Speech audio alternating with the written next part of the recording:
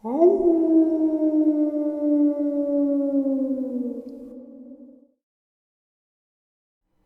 greetings and salutations, everyone, and welcome back to today's second half.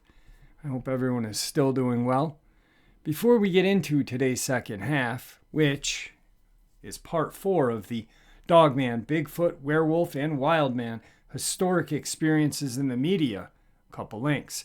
As you know, I rely on Patreon, PayPal, and my merch to help the channel to continue to grow and go. The links to Patreon and PayPal are in the description below, my merch displayed directly under the video. Also, Dogman Frightening Encounters, Volume 1, 2, and 3, the audiobook versions. They were written and researched by Tom Lyons, narrated and produced by me, Jeffrey Nadolny. Those audiobooks are available on Audible, Amazon, and iTunes, the links to which are also in the description as well.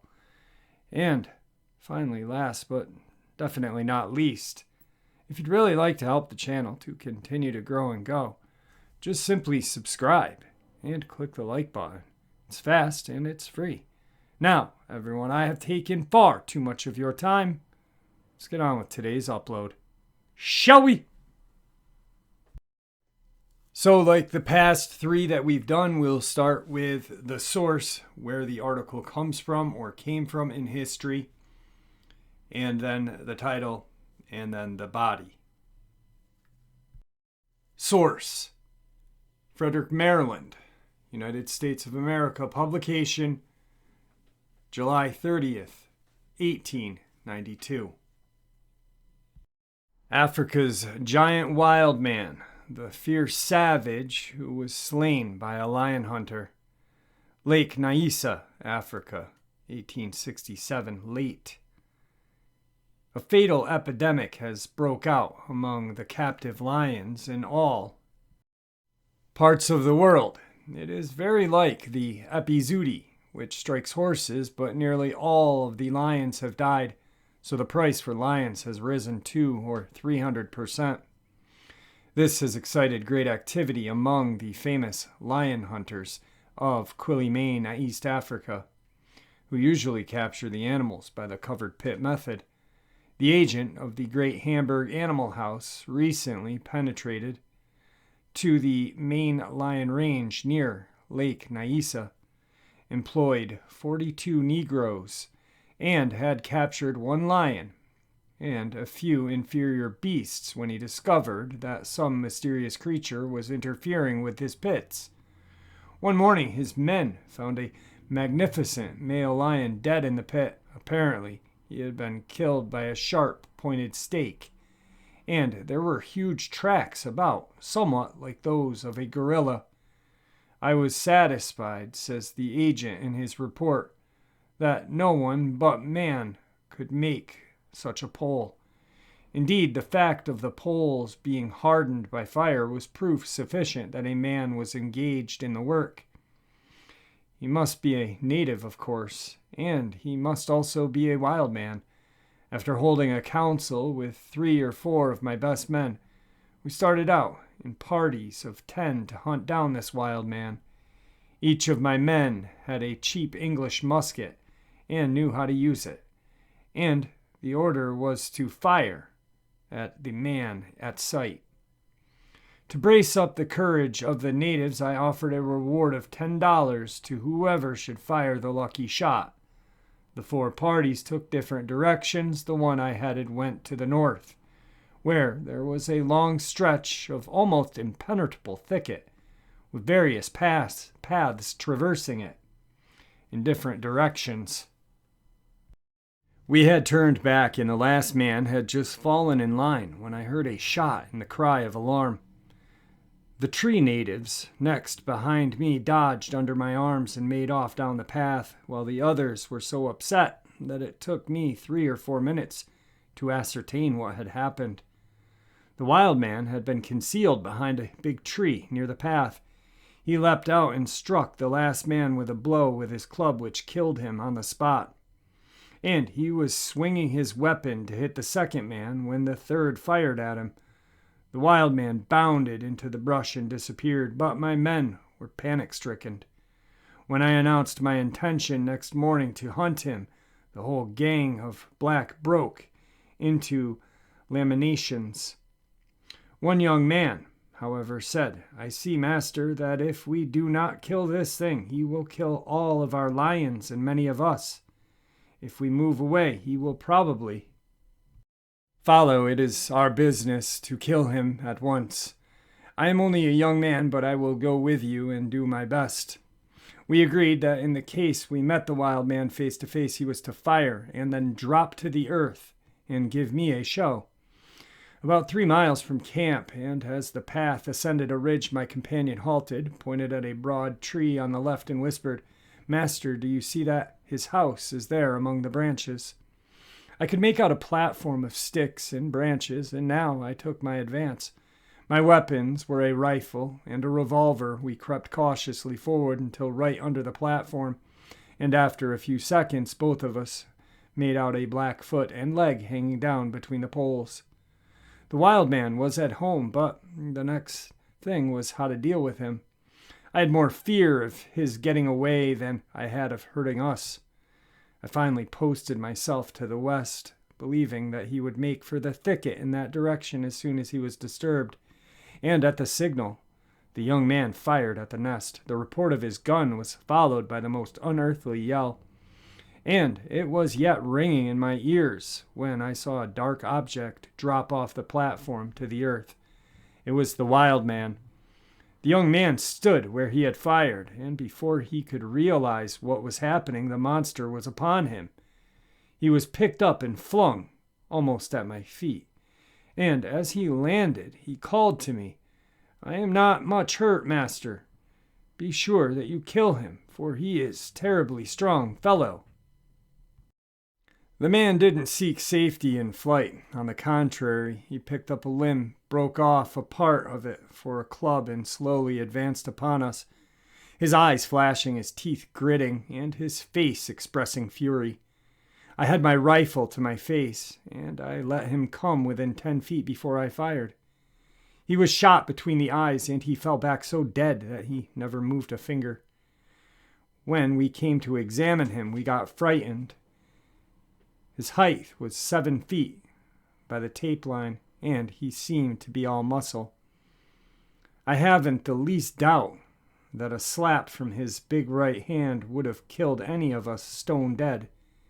He had tremendous shoulders, his muscles bunched up in a wonderful way, while his fingers were long and his nails on them most like claws. Hundreds of natives came to look at the body, but none could remember having seen the man before.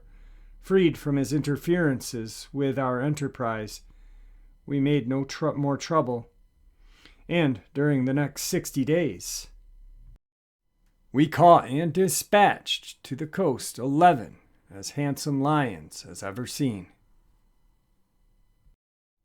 Source: St. Joseph's Herald, Michigan, United States, June 11th, 1868. Wild man of the Manitas, Little Manitou Island, Lake Michigan, July 11th, 1868. A wild man has been discovered on Little Manitou Island in Lake Michigan, and efforts are being made to capture him. Mr. J.R. Anderson, who is spending the summer on one of the Manitas, wrote the following on the discovery. Some 10 days ago, one of our party took his boat and started for Little Manitou. One of our group of islands is about 4 miles distant from the one on which we are encamped. He returned at 8 o'clock in the afternoon and relayed that after he had landed upon the island, he heard what he supposed was a man howling loudly as though in distress. Then he proceeded to the spot from whence the noise seemed to come, and when within 10 or 15 feet of it, he said he saw a form that had an appearance of a man at least 8 feet tall, entirely naked, with his body covered in hair. His face had an appearance of intellectually, his brow quite high, his beard descended nearly to his stomach, and his hair was disheveled and coarse. As the monster saw the approach of my informant, He gave a loud shriek and once fled. Knowing that it would be impossible to overtake him, my friend returned to his boat and came home. After relating his story, we had a consultation and decided to make up a party on the next day, return to the island, and hunt the monster up. At 10 o'clock, we landed on the island and commenced our search. In choosing our positions, I took that which would lead me to the west, on the shore of the lake. I had not proceeded far when I beheld the unknowing sitting upon the beach, washing his feet in pure water of the lake. I approached him gently and hoped to be able to capture him without trouble. But when within the least 20 feet of him, he heard me approaching, and at once springing to his feet and commenced to run. I fired upon him with my gun, but failed to bring him down. I then endeavored to overtake him, but my efforts were fruitless. The rest of the party were not able to get sight of him, and it is as yet unknown where he succeeds in hiding.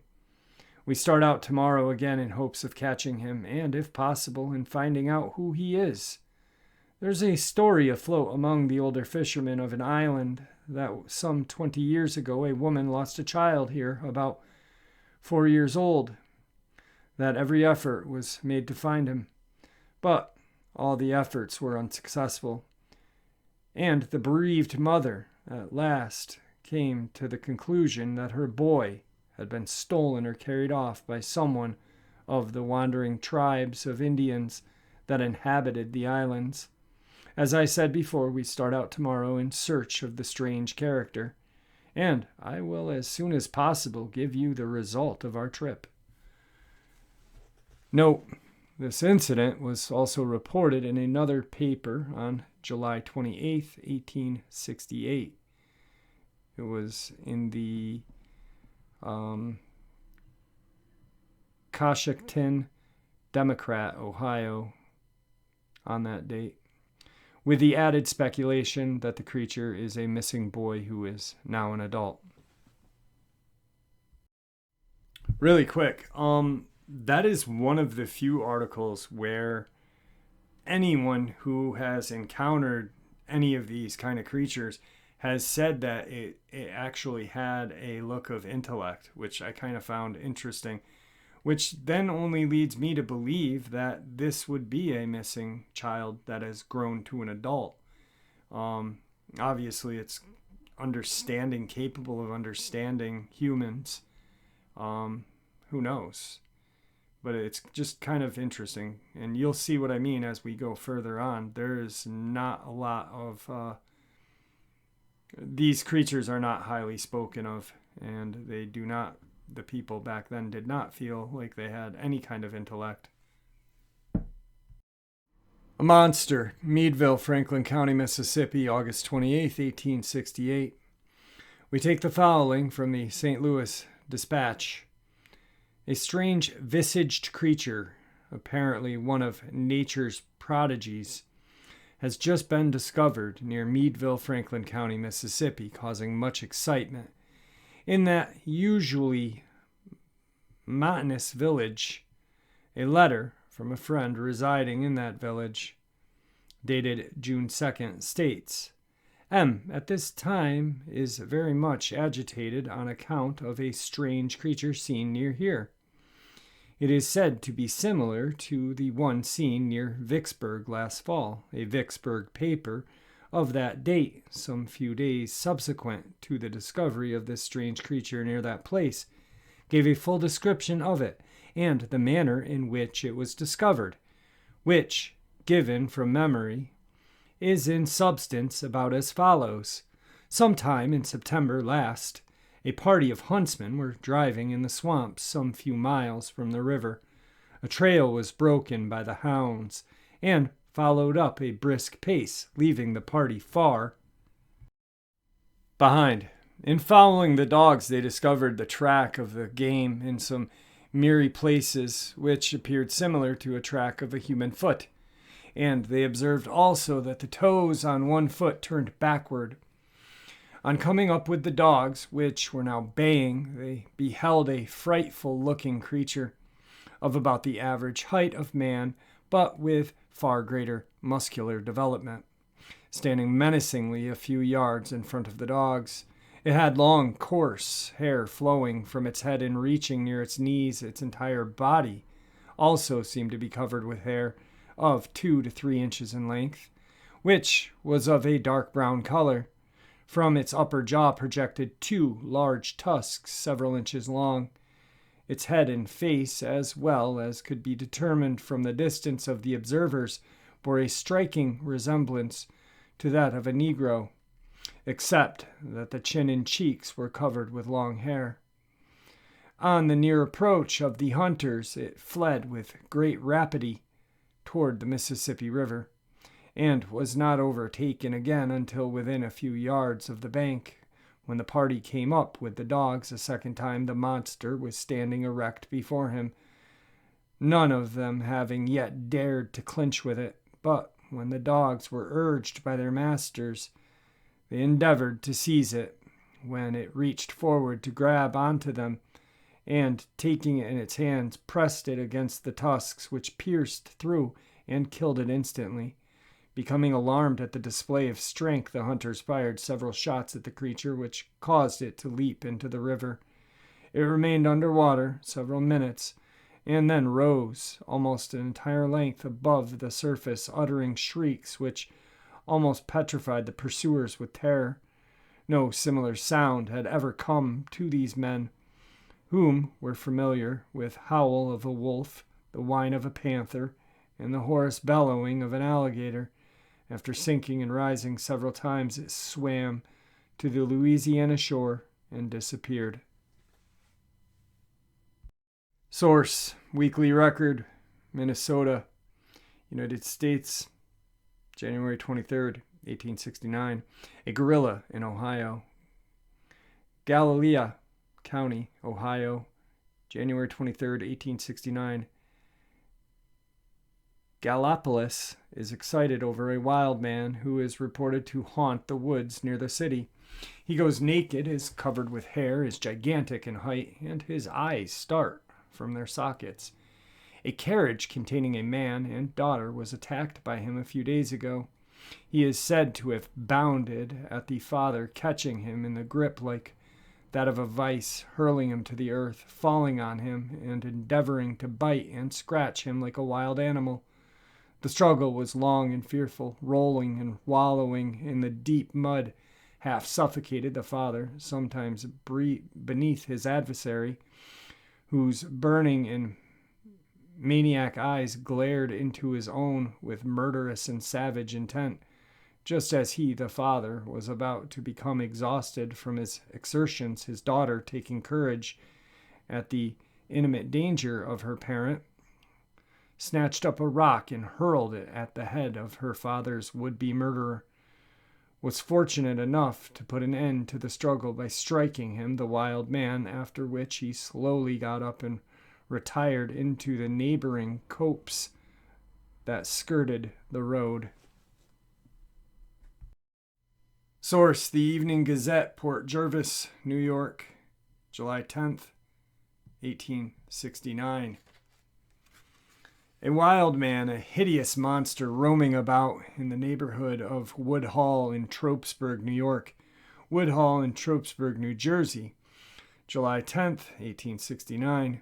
A correspondent of the Hornellsville paper tells the following story. For the very strange story I am about to relate, I scarcely expect, nor do I solicit belief. Indeed, were it not that hundreds of reliable men and women in the county of Steuben are ready and willing to vouch for its truthfulness, I would never ask you to put it in print. The facts are as follows. During the 4 weeks last past, a wild man has been prowling around the woods in the towns of Woodhall and Tropesburg. In the southern part of this county, coming frequently into the highways and cleared fields, to the intense terror of women and children and even strong men, so great is the excitement in some parts of the town mentioned that schools have been broken up, parents not daring to send their little ones along the public highways to the schoolhouses. At first, whole thing was considered by most people as a hoax intended merely to frighten old women and children, but as many of the most prominent citizens vouched for the actual existence of the wild man, and the disturbance of the schools was making it a matter of public importance, the people of Woodhall and Tropesburg determined to do all in their power to ferret the matter out. According on the 12th, about 200 men assembled at the residence of Mr. B.G. Brown and proceeded to search the woods in that immediate locality. Under the leadership of Captain J.J. Buchanan and the writer of this article, crowd searched the woods for hours, but with not success. Further than the finding of a campfire and a track of a barefooted man imprinted in the soft soil of a marshy part of the forest. The whole party, at about 3:00 p.m., returned to Mr. Brown's house, and getting ready, their team started back to Woodhall village. The party had proceeded scarcely 50 rods from Mr. Brown's when on the outskirts of the wood, and within 20 rods of the band of searchers appeared a wild man of the woods. Myself, Captain Buchanan, and others immediately started in full pursuit. We approached within 6 or 8 rods of this strange being without attracting his notice, when suddenly, with a wild, unearthly shriek, he notified us that we were perceived. I drew my rifle, intending to halt him or send a bullet crashing through his skull. I ordered him to halt when he sprung with the agility of a deer toward the woods. I did not fire because, on a second thought, I doubted my right to take the life of any human being, however wild, until he had at least violated some law.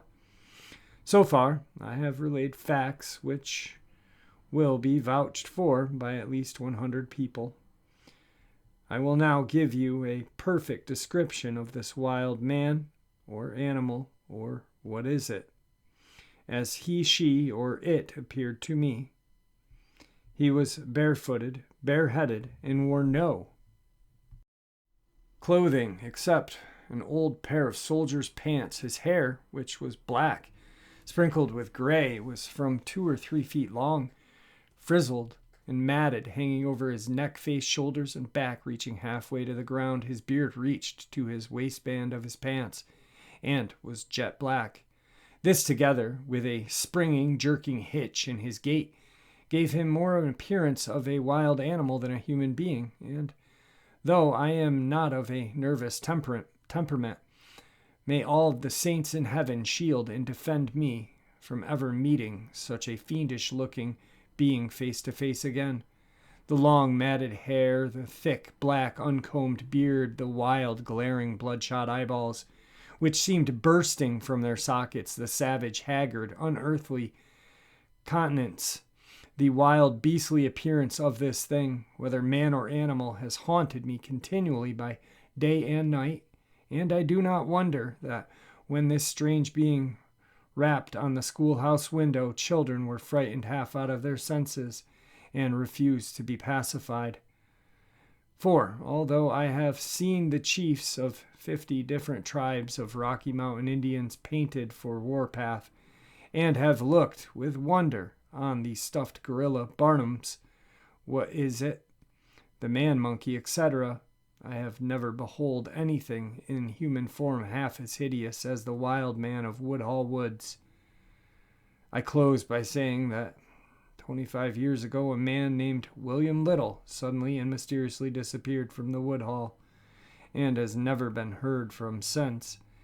And as the farm on which the wild man spends most of his time was formerly owned by the absentee, it is supposed by some of the wild man as none other than William Little himself returned in this disguise to the home of his youth. But I hardly think this theory is a true one. I do believe, however, that a woman and a baby are somewhat mixed up in the matter. Source: John Green, 1981, Sasquatch, the Apes Among Us, from the Union Junction City, Kansas, quoting from a letter to the St. Louis paper dated August 15th, 1869. Ugly beast terrorizes valley, Crawford County, Kansas. August 1869. Farm people in this county are up in arms over some kind of human-like creature that regularly appears, terrorizing women and children, and apparently breaking down fences. The following letter received from a resident farmer explains their dilemma. We of the Arcadia Valley in the southern part of Crawford County are having a new sensation which may lead to some new disclosures in natural history. If investigated as it should be, it is nothing less than the discovery of a wild man or gorilla, or what is it? It has at different times been seen by almost every inhabitant of the valley, and it occasionally has been seen in the adjoining counties of Missouri. But it seems to make its home in this vicinity.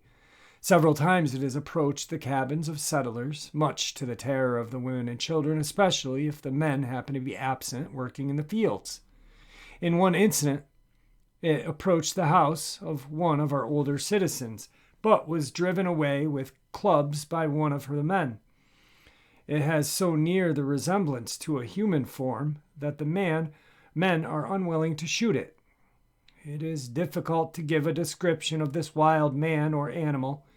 It has a stooped gait, very long arms with immense hands or claws. It has a hairy face, and those who have been near it describe it as having the most ferocious expression and countenance. Generally walks on its hind legs, but sometimes on all four. The beast, or what is a cowardly as it is ugly, and is next to impossible to get near enough to obtain a good view. The settlers, not knowing what to call it, have christened it the Old Chef.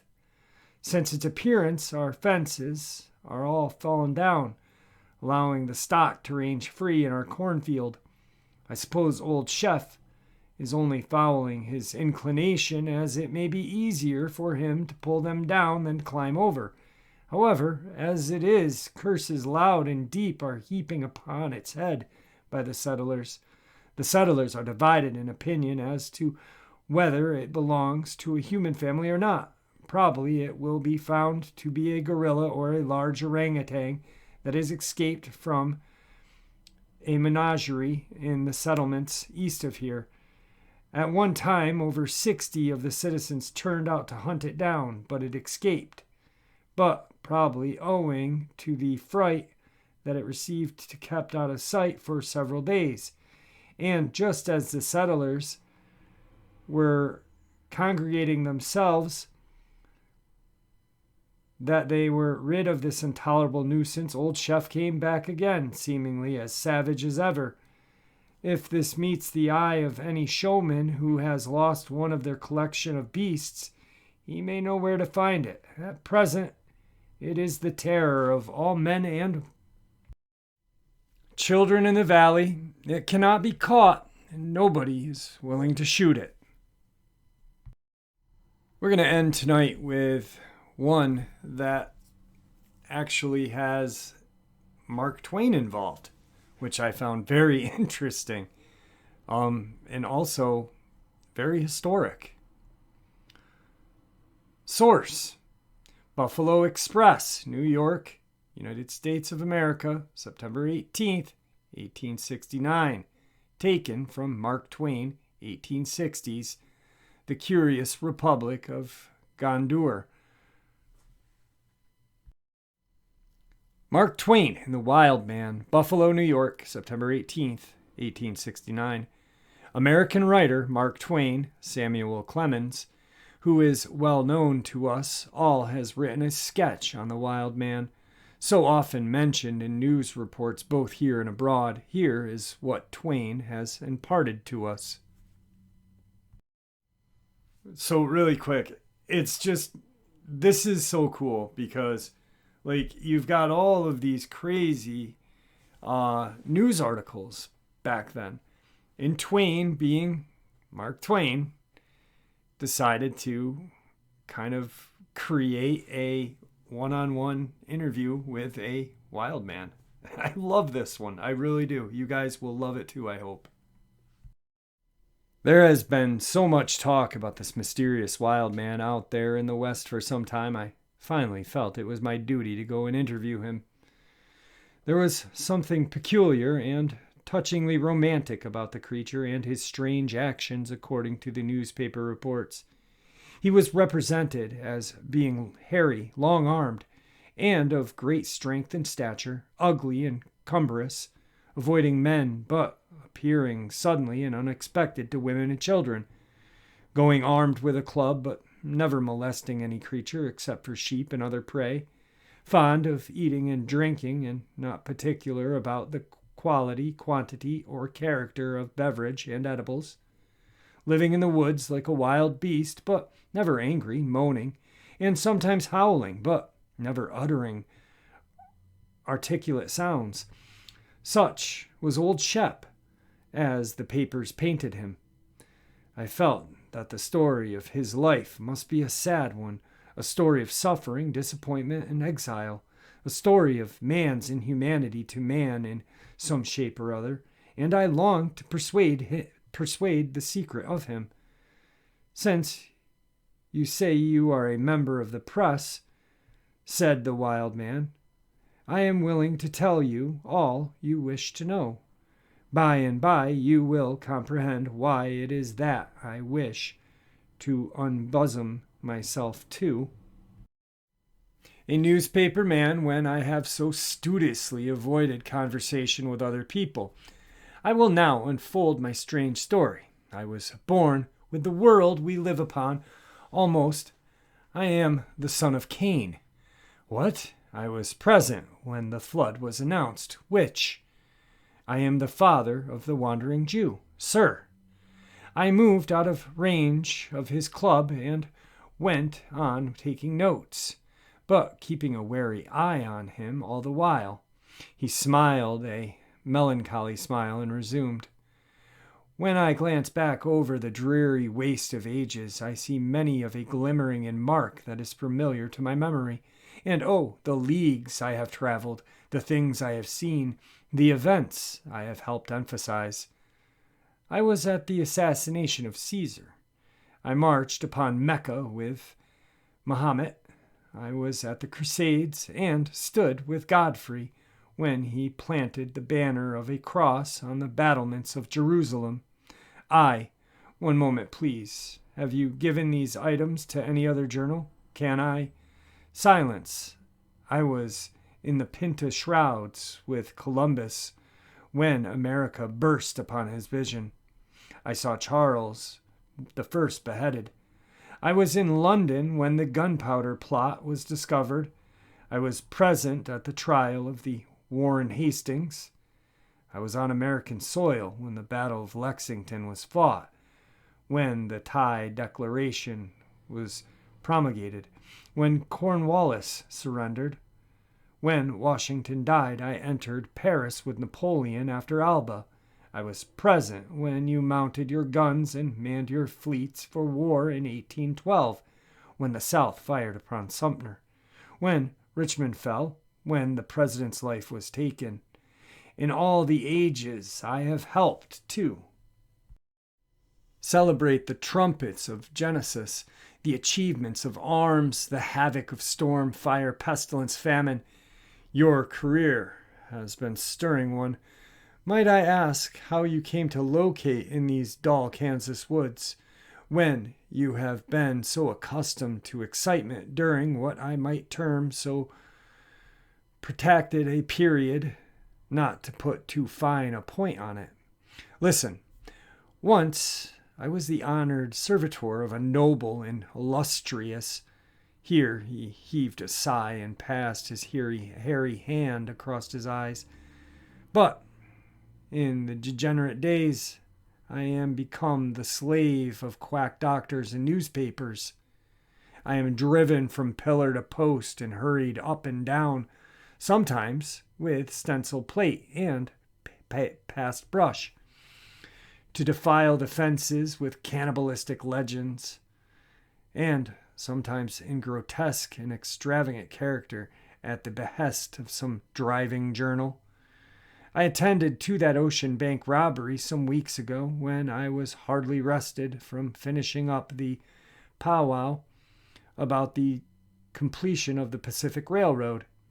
Immediately, I sprinted off to do murder for the benefit of the New York papers, next to attend the wedding of the patriarch millionaire, next to rise a hurrah about the great boat race, and then, just when I had begun to hope that my old bones would have rest, I am bundled off to this howling wilderness to strip and gibber and be ugly and hairy and pull down fences and waylay sheep and waltz around with a club and play wild man generally, and all to gratify the whim of the bedlam of crazy newspaper scribblers. From one end of the continent to the other, I am described as a gorilla with a sort of human seeming about me, and all to gratify this quill-driving scum of the earth. Poor old carpetbagger. I have been served infamously. Often in modern and semi-modern times, I have been compelled by base man to create fraudulent history and to perpetrate all sorts of humbugs. I wrote those crazy Genis letters. I mopped in the French dungeon for 15 years and wore a ridiculous iron mask. I poked around your northern woods among your vagabond Indians and solemn French idiot, personating the ghost of dead Delphina, that the gaping world might wonder if we had a bourbon among us. I have played sea serpent and woolly horse, and what is it? For the museums, I have interviewed politicians. For the Sun, worked up all manner of miracles for the Herald, ciphered up election returns for the World, and thundered political economy through the Tribune. I have done all the extravagant things that the wildest invention could contrive, and done them well. And this is my reward, playing Wildman in Kansas without a shirt. Mysterious being, a light draws vaguely upon me. It grows apace. What is your name? Sensation, hence horrible shape. It spoke again. O pitiless fate, my destiny hounds me once more. I am called, I go, alas. Is there no rest for me? In a moment the wild man's features seem to soften and refine, and his form to amuse a more human grace and symmetry. His club changed to a spade, and be-shouldered it, and started away, sighing profoundly and shedding tears. Whither, poor spade? To dig up the Byron family. Such was the response that floated back upon the wind as the sad spirit shook his ringlets to the breeze, flourished its shovel aloft, and disappeared behind the brow of a hill. All of which is in strict accordance with the facts. Mark Twain. I really think that is so, gosh, I don't know how. It almost reminds me in the beginning of the Rolling Stones' Sympathy for the Devil.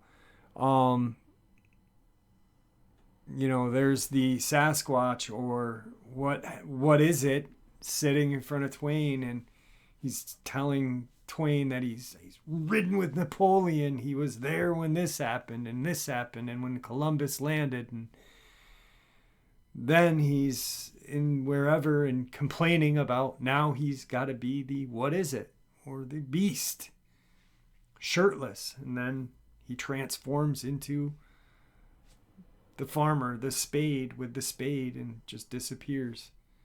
Very, very interesting. Funny.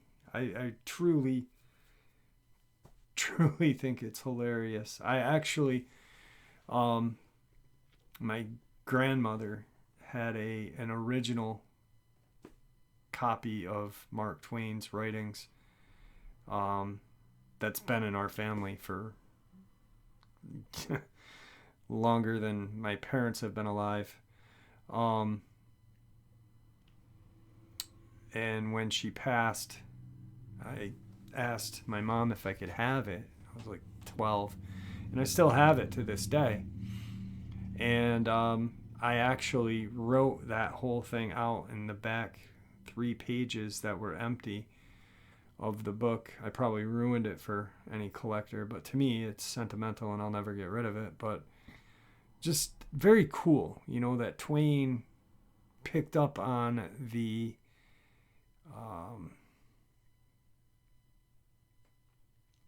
panic and interest, but turned it into something humorous. Awesome. Anyway, I hope you guys enjoyed part 4 of historic media with Dogman, Bigfoot, Wildman, and Werewolf. May the Great Spirit watch over us all. May He guide us down that path that we call life. Till tomorrow, my friends.